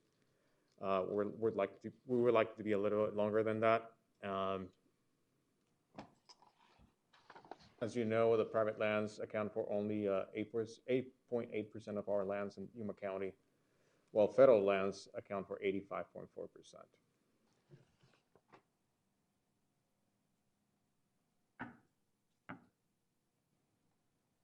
And the annual appropriation cycle leaves funding for payments for PILT and SRS subject to potential cuts or elimination on an annual basis. This creates uncertainty for all counties in the United States that rely on PILT and SRS for essential operations. I must point out that the SRS has been approved, for 3 years. So that's good news for us. We would like it to go further than that. On number 2, we urge Congress to fully reimburse states, counties, and cities for the cost of housing criminal aliens. It's the Restore the State Criminal Alien Assistance Program, SCAP. I just want to make sure that we put the focus on what we're talking about. We're talking about aliens that committed a crime that are going through the legal system. There's to me, a big difference. When we say criminal aliens, everybody, can assume that it's anyone that comes to the country legally. It's not. This is for specific aliens that have committed a specific federal crime that we have to deal with because the federal government refuses to. Normally smuggling or drugs or something that's serious enough to necessitate us taking the case and processing it through the courts. And we've been doing that for years. And it's really been difficult to recoup the monies. I mean, when the federal government refuses to prosecute what they consider to be minor infractions, we are bound by law and we pursue the prosecution of those criminal acts. And that means that we have to prosecute more of the criminal element that it's actually necessary, required for us in the county to do. It's not that we don't see that as a duty to do so. It's that we do it anyway, and we hardly ever get reimbursed enough for doing so. And it's still a federal problem. Immigration is still a federal problem, and we'd like the federal government to take care of the bill. Absolutely, Mr. Chairman. And I must point out that this priority was worked in conjunction with the Sheriff's Office. So the data, the numbers we have here as far as cost per prisoner is very up to date and came directly from the Sheriff's Office. Yuma County also incurs health care expenses related to housing criminal aliens, which can exceed $100,000 per year. So we're asking that when federal prosecutors defer prosecution to the states, the federal government should fully reimburse counties for this medical costs. So. Third legislative priority for Yuma County would be to enact federal legislation restoring, enact federal legislation restoring health benefits to pretrial individuals. Although as of right now, there is no legislation in the last one that was in Congress or was discussed in Congress, was back in 2017, 2018. Ever since then, this topic has been dropped. I was reading a newspaper article, I think yesterday, about the Coconino County using the CARES money to create a new division for the court system because of the backups that they've had going through trials. We've been talking about another justice, excuse me, what is it called? Another division. It's not a precinct. It's another division for a while. I don't know if criminality has risen to the point where we need to take a look at that more seriously, but I think we need to start looking at, not necessarily with this funding, but we need to start looking at that and probably also look at the justice precincts and take a look and see how they're distributed in case caseloads are reduced in one area, in some areas, and increased in other areas. They probably increased on the division side and decreased on the precinct, justice precinct side. Yeah. So we probably need to take a look at that sometime after we get done with all the mandatory changes that we need to make. We probably need to start looking at that. I know it's affected precinct 3 quite a bit. Definitely, and and I know that precincts have a tendency, again, when the legislature start decriminalizing certain things, they go to city courts, municipal courts. They become civil problems, not so much a justice of the peace problem.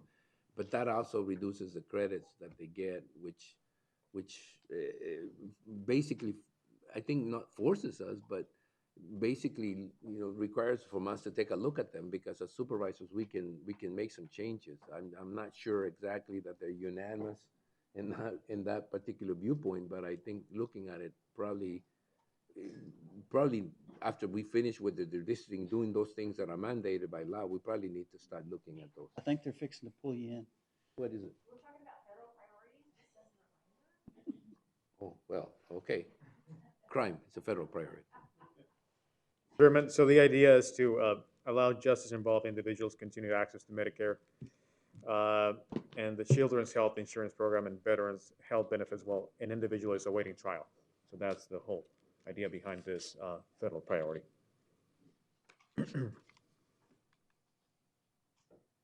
Part one is we're asking Congress to secure federal funding for the permanent relocation of the Yuma County Fairgrounds. Yuma County is requesting federal funding for the permanent relocation of the Yuma County Fairgrounds to ensure MCAS Yuma can continue to meet its operation and training objectives. We go over the direct economic impact on the region that MCAS has for Yuma County, which is $721 million plus, and the indirect and imputed impact is approximately $281,550,962 for a total of more than $1 billion in economic impact. Therefore, the importance of persuading our congressional delegation to support the relocation of the Yuma County Fairgrounds. Did you add somewhere in there that the state has allocated a certain amount of money to do this? Maybe that drives the point a little closer to home, that we're ready for that and not just sort of, we're planning for that. Sure. That, we would want to get feedback from the entire board on that. If you want us to include that the state has allocated $5 million towards it because it might indicate to the federal congressional delegates that the state's going to take care of us, so they don't need to. So we want to make sure that they keep it, that we know it's a need. How much is the total relocation cost? Probably $100 million or more.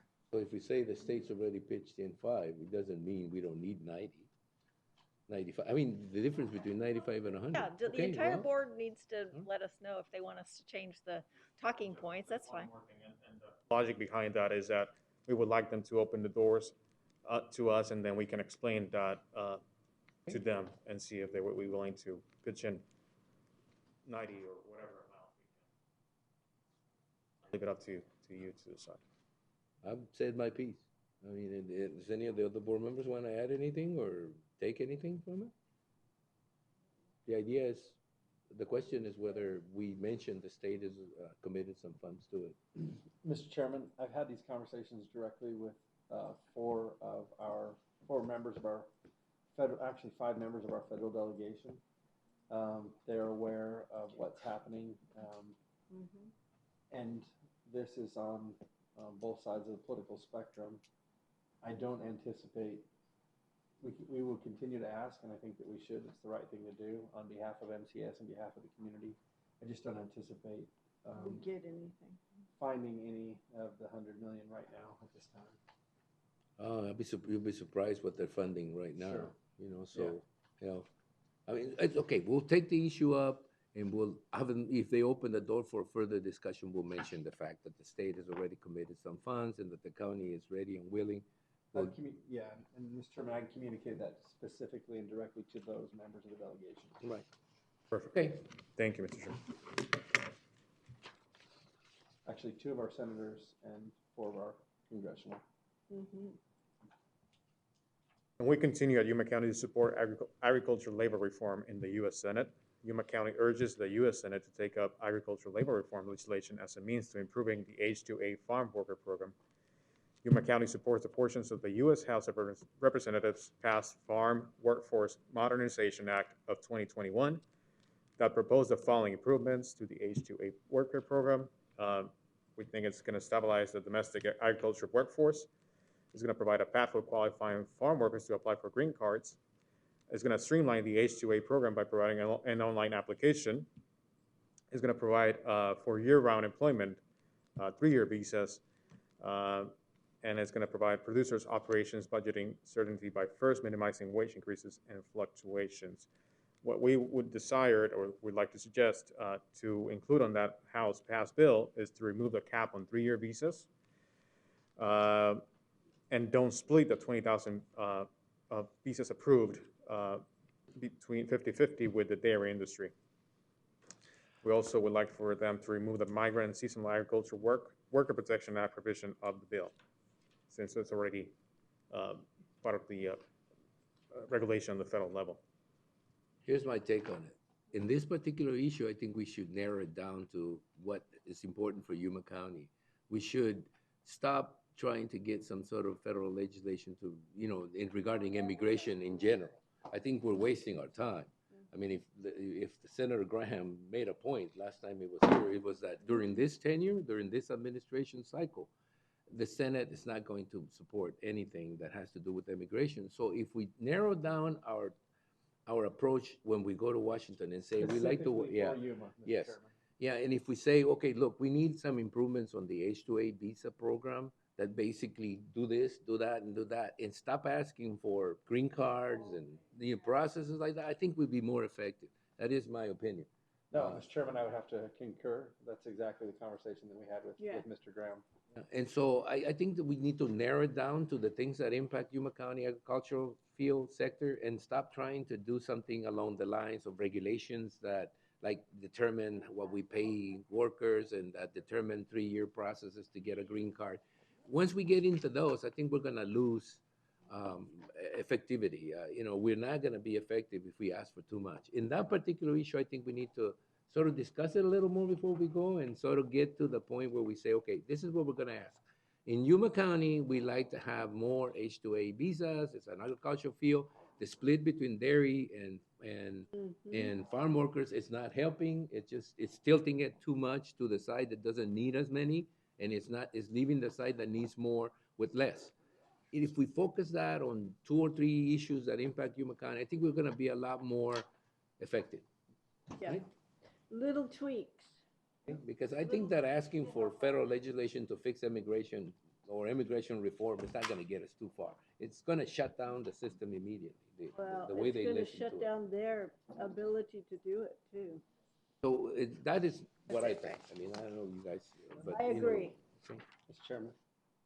Mr. Chairman, so if you go back to item number 2 on restoring the state criminal alien assistance program, it sounds like this is a little vague on housing criminal aliens, which is what I think is going to create confusion because it's not like we're housing asylum seekers before they go somewhere else. So it could be. So what this means is when we're housing them in our county jail.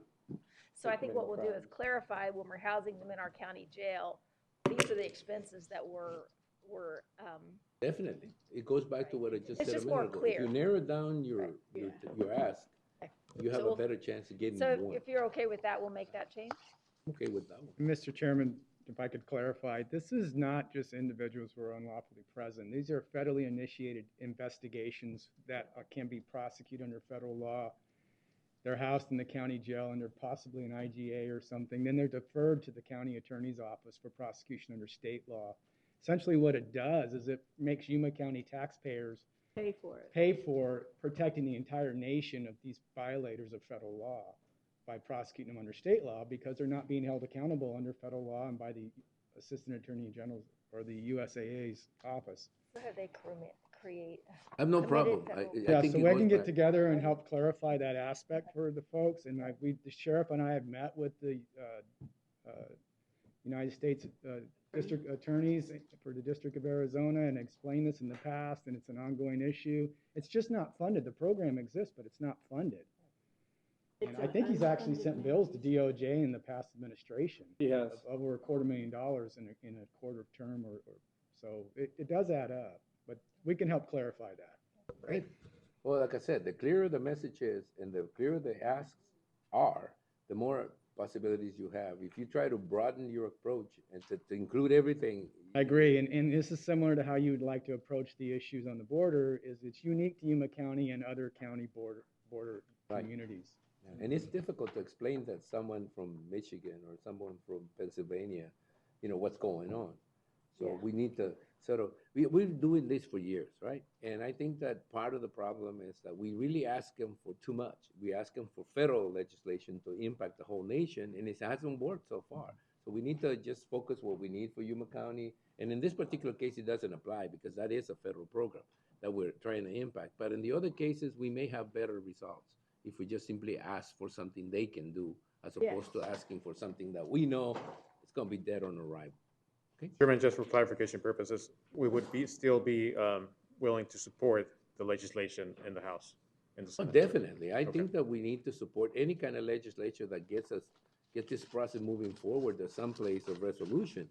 But again, we have to be cognizant of the fact that when we're asking for national actions, there are some things that I think everybody can get behind, but immigration is not one of them.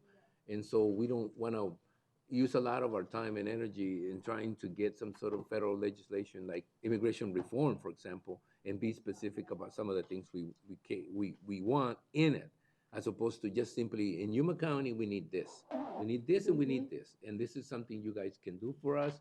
And if you could just pursue this, we would appreciate it. Yeah, it can be put in as a little amendment somewhere, yeah.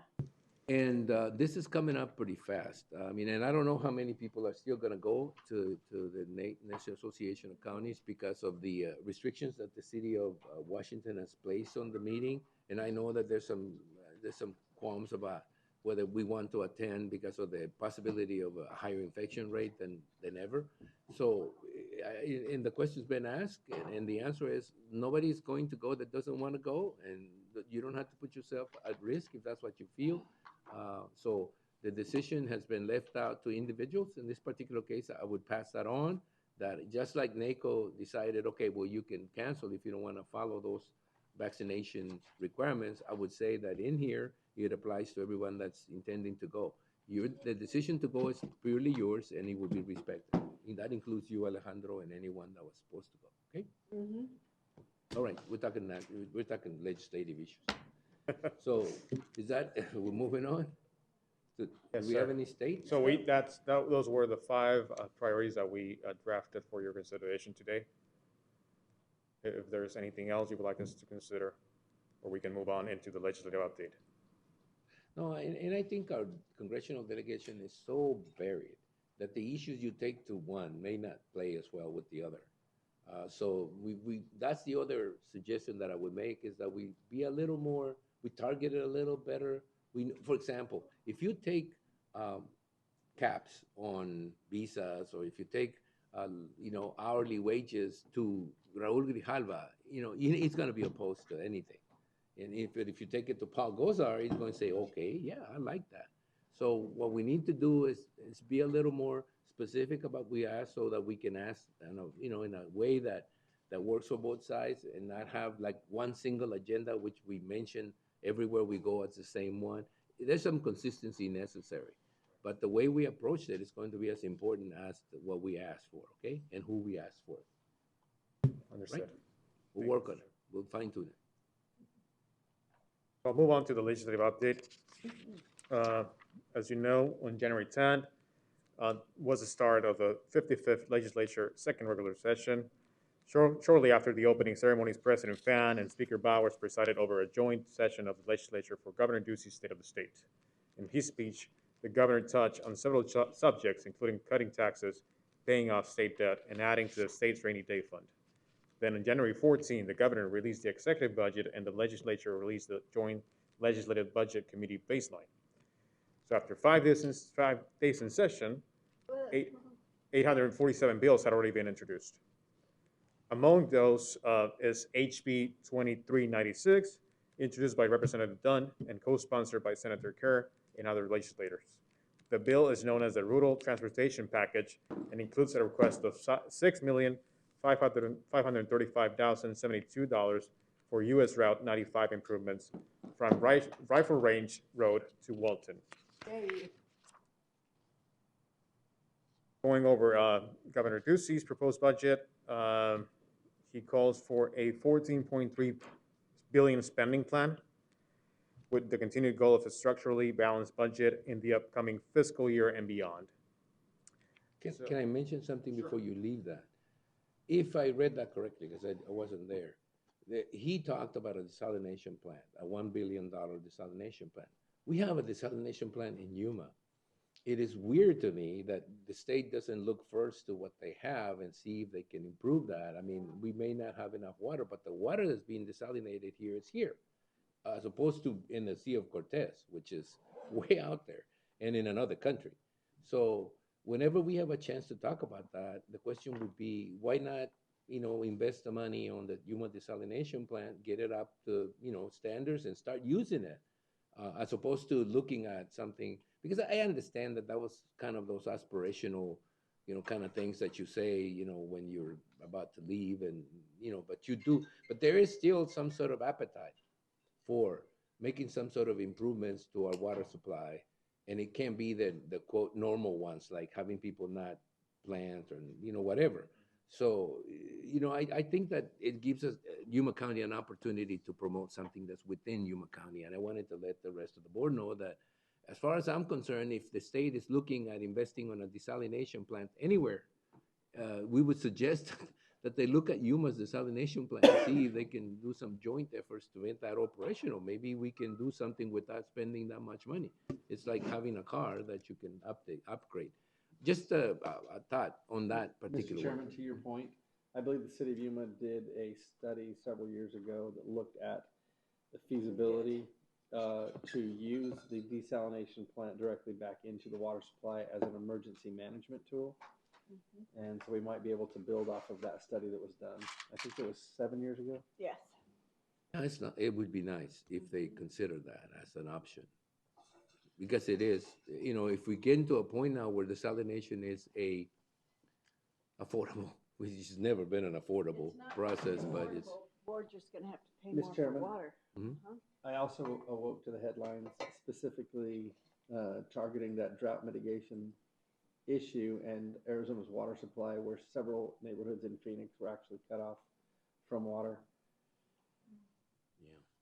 Oh, it's an issue. It's a big issue. It's just one of the things. But anyway, you were going to go through this and I stopped. I'm just going to point out that Governor Ducey is scheduled to be here in Yuma on February 17th to deliver his State of the State.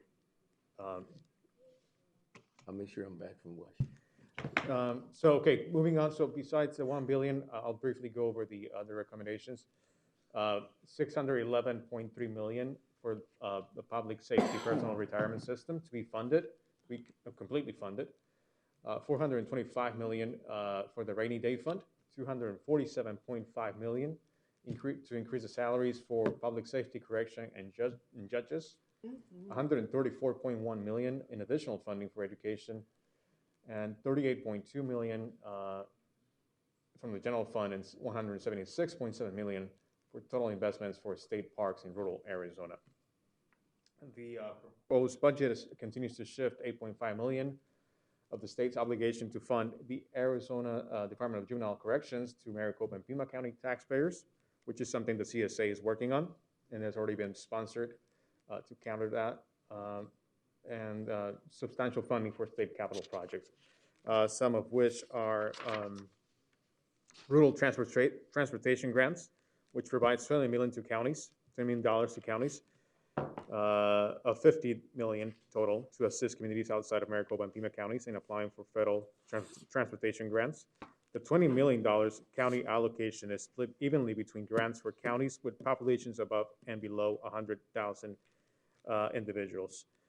The State Transportation Board and ADOT will administer and award grants for shovel-ready costs for a project that meets federal requirements, application fees to apply for the competitive grants, and the matching portion to draw down competitive federal funding. The other one is border security, $50 million to the Department of Emergency and Military Affairs for deposit into the Border Security Fund. This fund may be granted to counties to provide housing in secure facilities or to prosecute individuals who commit crimes related to unlawful entry of individuals or substances. Additionally, Both the executive and the JLBC baseline recommend increases in mandatory county contributions to the state's long-term care system. The forecasted increases are substantial because both the executive and the JLBC anticipate the increased federal support for the program falling off prior to the end of fiscal year 2023, although it will continue until the federal emergency declaration for the pandemic ends.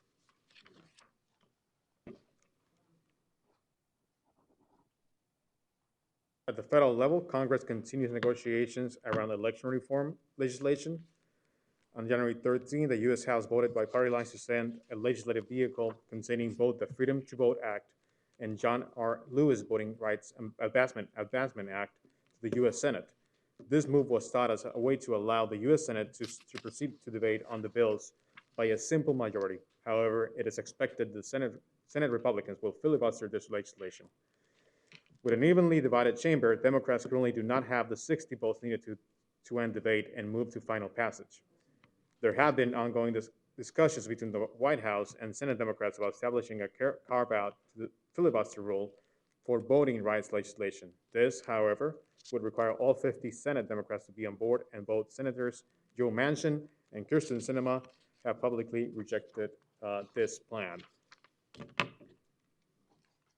That will be my legislative update for today, Mr. Chairman, members of the board.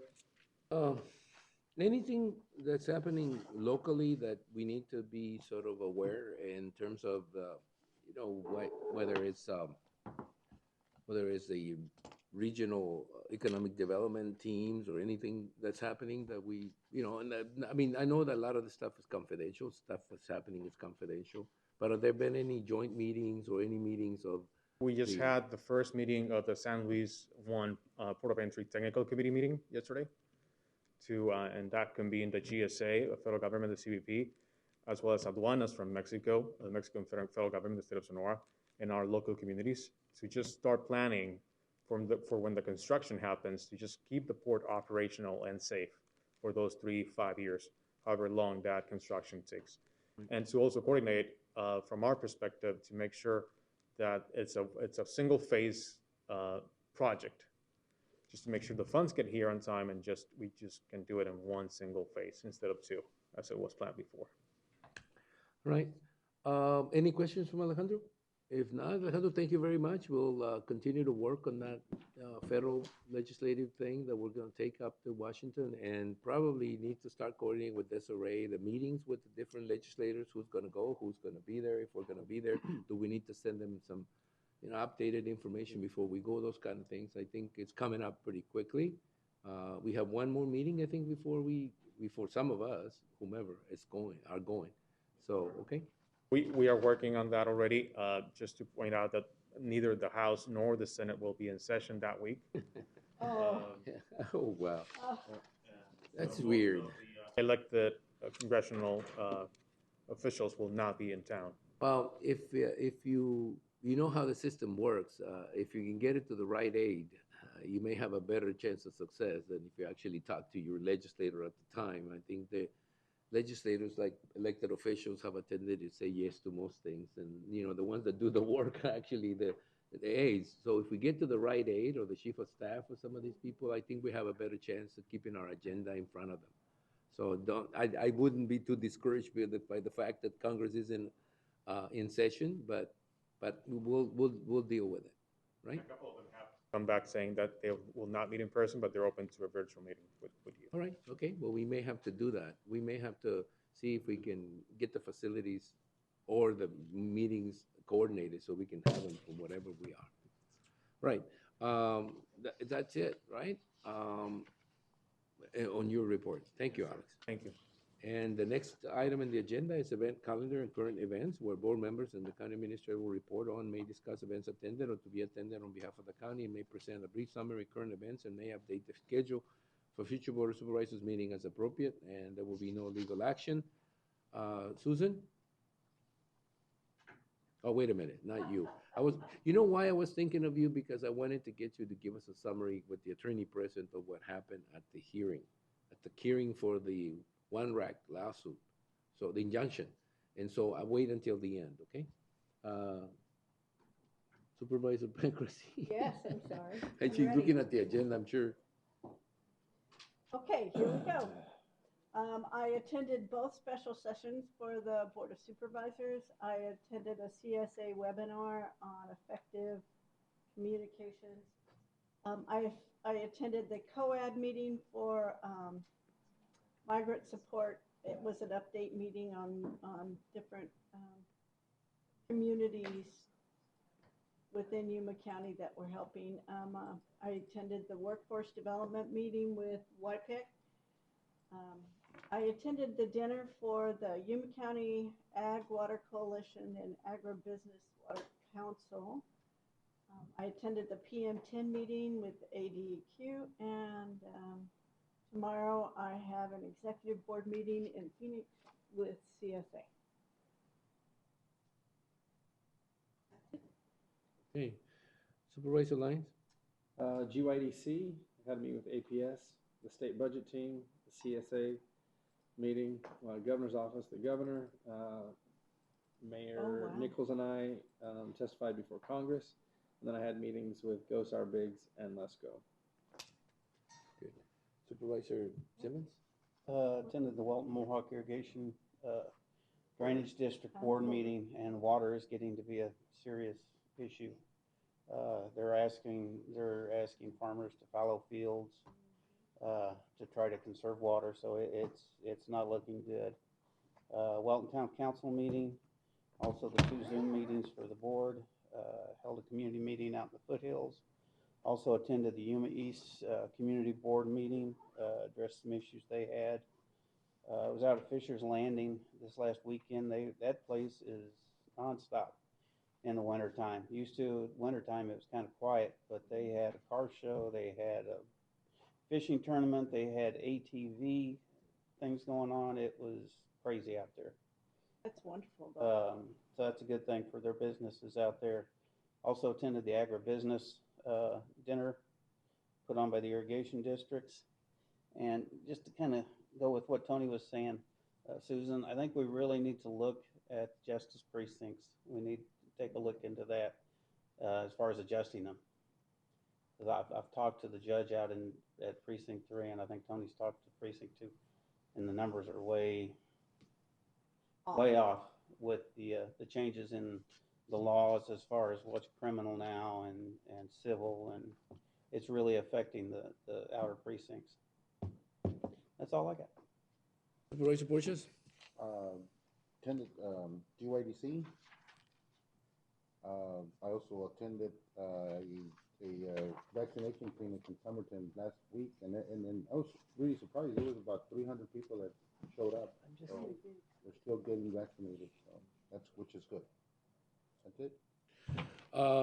3 things. I met with the Vision Group, as we call it in San Luis, a group of community leaders where we discuss part of what Alejandro mentioned, but with the port director, Mr. Schwan, present. There's always going to be, in the process of building a port of entry, differences of opinion between the local leaders and the port directors, because the port directors look at it as operational. It's always been that way. The local leaders looked at it as a tool for economic development, for crossing the border. So there was a little bit of a disagreement between what the port director was asking and what the local leaders there were talking about. But overall, I think that everyone that talks about this project talks about the $300 million investment and the fact that for this particular project, at least there's a lot of coordination with the Mexican side, which means to me that we're not going to build something that isn't going to be reciprocated across the border. And that is probably the most important logistical problem that they have over there, coordinating those constructions so that in essence, what you do here really can be replicated across the border, or at least coordinated across the border so that those bottlenecks stop happening. The port director looks at security. They look at a lot more issues, operational issues, separation of traffic, those kind of things. I think the city looks at where they're gonna, basically go across the border, where they're coming in.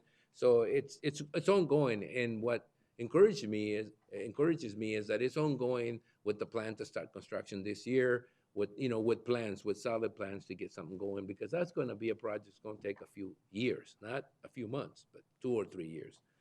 The other thing is, we had a meeting of the Yuma Multiverse Board, and there's still that disagreement between whether we're looking at a campus in downtown Yuma or whether we're looking at digital, more accommodating the needs of future businesses or businesses that come to Yuma that need a trained group of individuals that are trained specifically for that job. There's still some discussions going on about that. It's an ongoing discussion. And the third and last, I do want to, I don't know if this is an opportunity, but I want to just mention for those people that know me or my dad passed this last Sunday night, Sunday morning.